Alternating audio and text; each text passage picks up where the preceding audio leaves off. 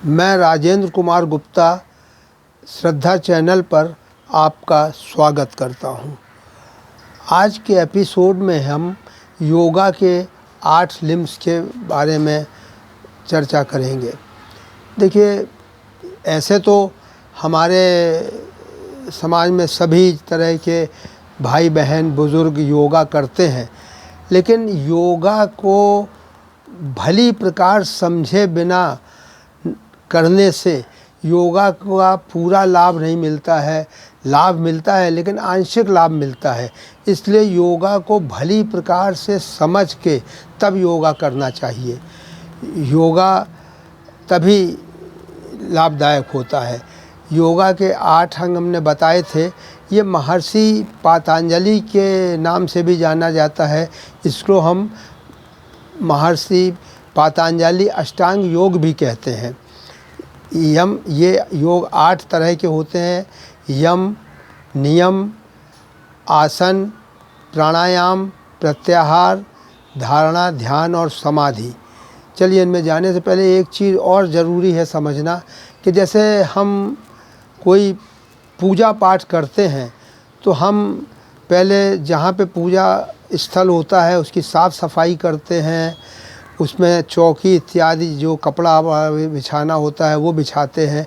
माने हम पूरी तैयारी करने के बाद ही हम पूजा अपनी प्रारंभ करते हैं। उसी प्रकार हमें ध्यान, धारणा और समाधि में प्रविष्ट होने के लिए हमें योगा के जो शुरू के लिम्स हैं उनके द्वारा अपने आप को तैयार करना पड़ता है। तब हम योगा में कि इन चरणों में प्रविष्ट कर सकते हैं। अब आइए हम शुरू करते हैं। योगा का पहला जो अंग है यम। यम जो है 5 प्रकार के होते हैं। इनमें है पहला सत्य, अहिंसा, ब्रह्मचर्य, अस्तेय और अपरिग्रह। इसमें पहला है सत्य। सत्य तो अमूमन सच बोलना, यही सत्य है, लेकिन मन, वचन और कर्म से ट्रांसपेरेंट रहना, इनमें सामंजस्य बनाए रखना। जैसे जो हम सोचते हैं वही हम बोलें और वही हमारे कर्म में भी दिखाई दे। इस प्रकार हम सत्य को अपना सकते हैं। दूसरा आ जाता है अहिंसा। अहिंसा से ज़्यादातर लोग यही समझते हैं कि किसी जीव की हिंसा ना करना और उसकी हत्या न करना ही अहिंसा है, लेकिन व्यापक अर्थ में मन, वचन, कर्म से किसी को भी आहत न करना, ये अहिंसा है।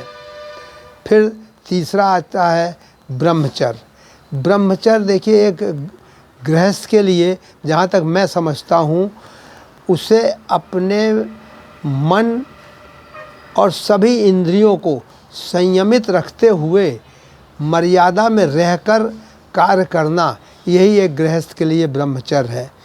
जैसे हमें क्या बोलना है, कितना बोलना है, क्या नहीं बोलना है, इसी प्रकार हमें क्या सुनना है, क्या नहीं सुनना है, कितना सुनना है। इस प्रकार से हम अगर अब मर्यादा में रहकर अपनी इंद्रियों का पालन करते रहेंगे तो यही गृहस्थ का ब्रह्मचर्य है। तीसरा आ जाता है, इसके बाद आता है अस्तेय। अस्तेय से होता मतलब नॉन स्टीलिंग, चोरी ना करना।